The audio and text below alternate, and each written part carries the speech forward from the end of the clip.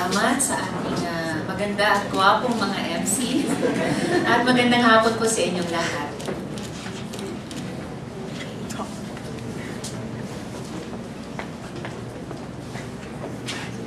Ako nga po si Risa Ontiveros, proud na dating author ng Reproductive Health Bill.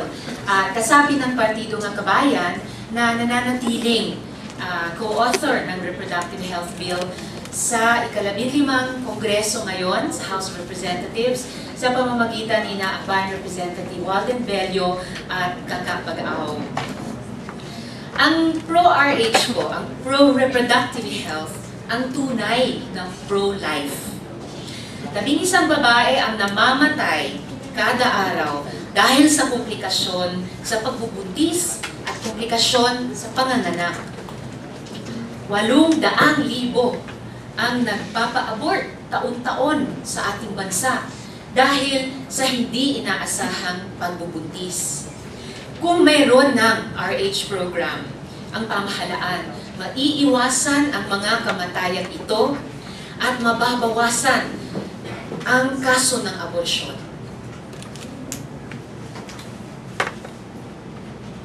Mula po sa legal notes ni Akbayan Representative Kaka Pag-aw, yung konstitusyonal na basehan ng RH Bill, ito'y pangunahin isang pagpapatupad ng tungkulin ng Estado sa ilalim ng Section 15, Article 2 ng Philippine Constitution, quote, to protect and promote the right to health of the people and instill health consciousness among them.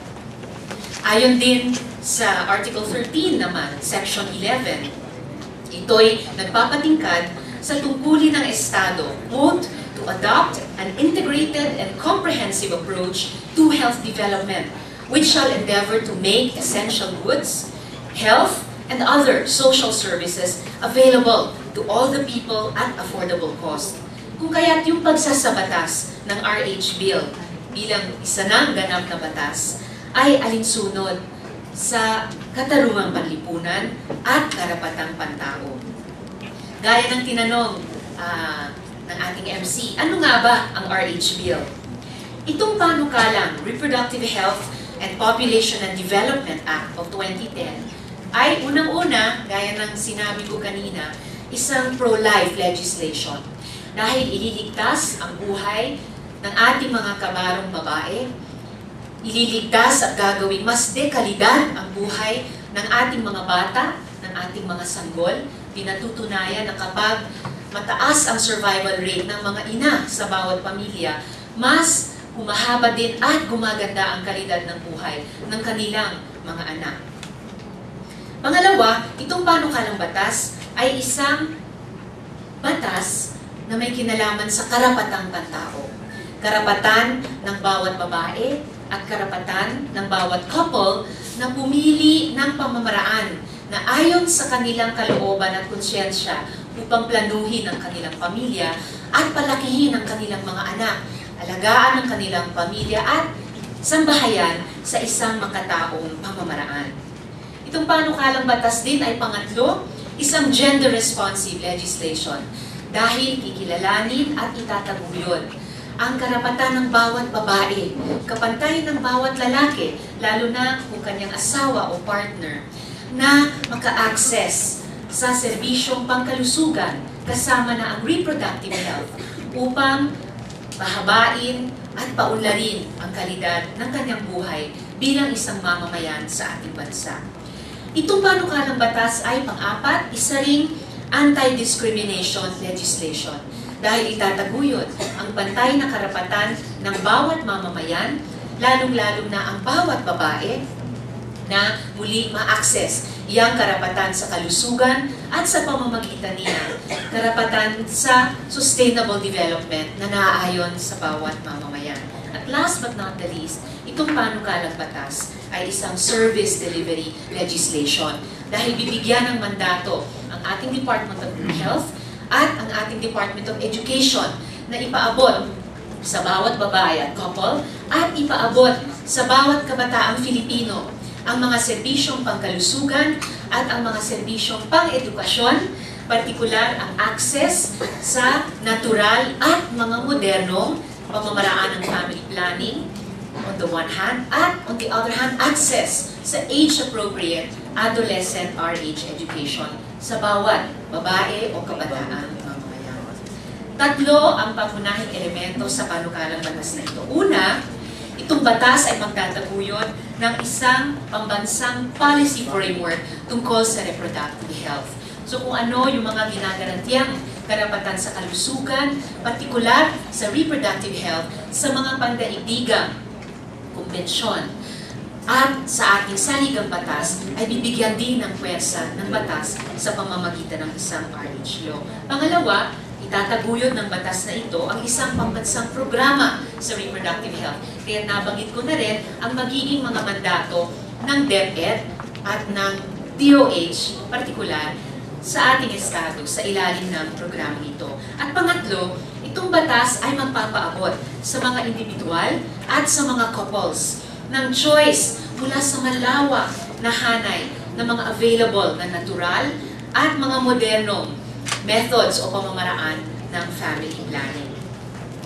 Ano namang hindi ang RH Bill? Unang-una, itong panukalang batas ay hindi nagsusulong ng aborsyon. Kasama sa panukalang batas na ito ang prebensyon ng aborsyon at kasama dun sa curriculum ng age-appropriate adolescent RH education, kasama sa mga paksa doon, yung proscription o pagbabawal sa aborsyon at yung mga panganib sa aborsyon. Kaya kung sinasabi ng iba na ang reproductive health ay katumbas ng aborsyon, yan isang kasinungalingan.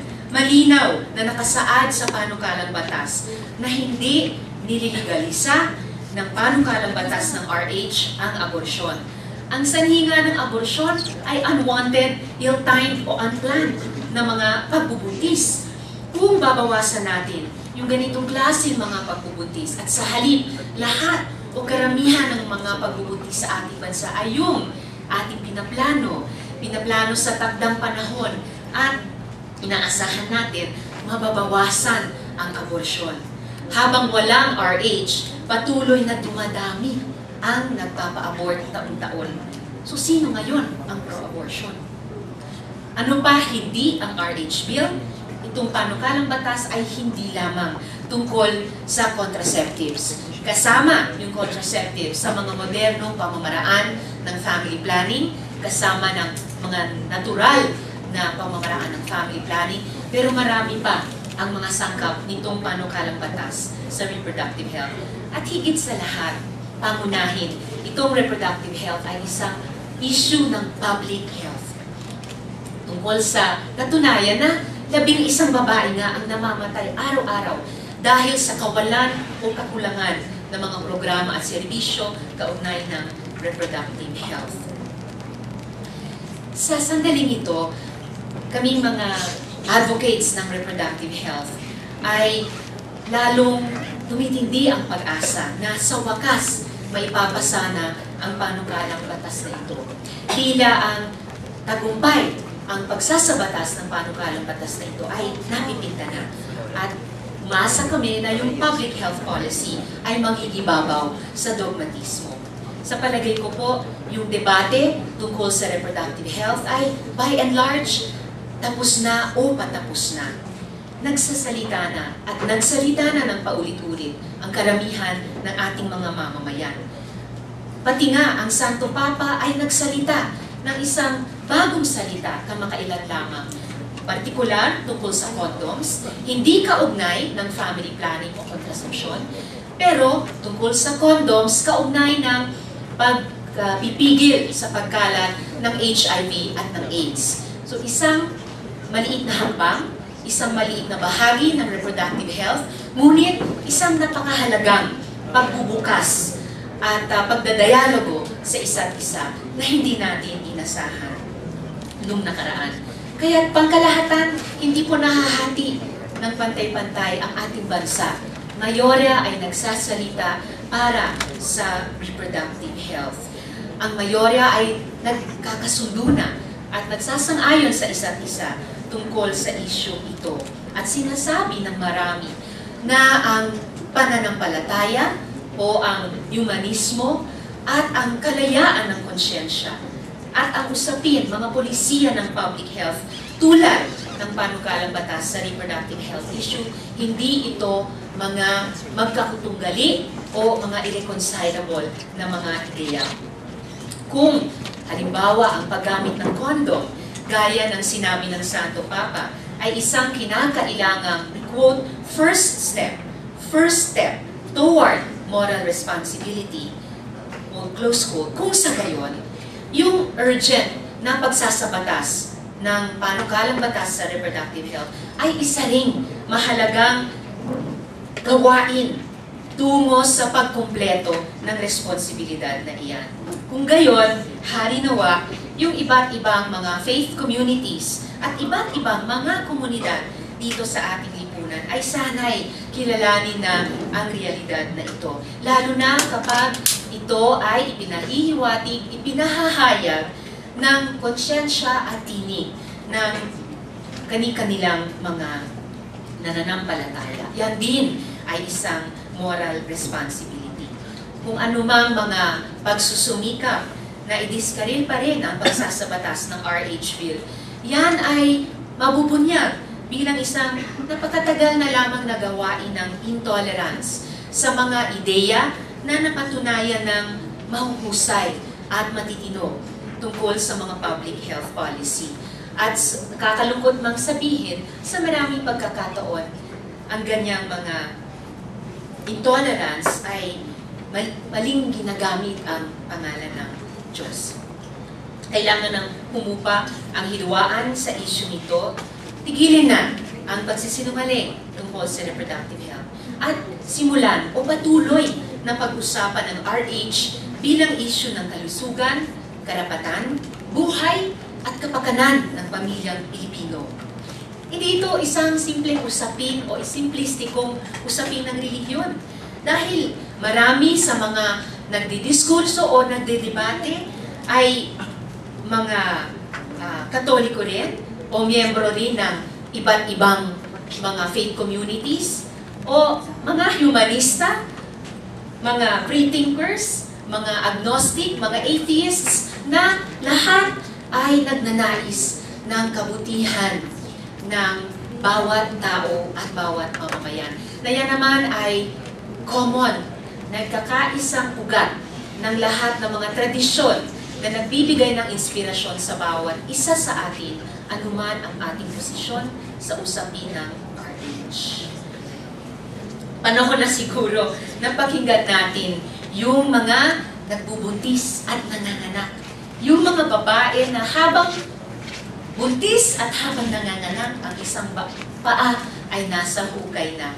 Kung totoong pro-life tayo, dapat suportahan natin ang RH. Maraming salamat po sa inyong lahat at tunay na mabuhay po tayong lahat.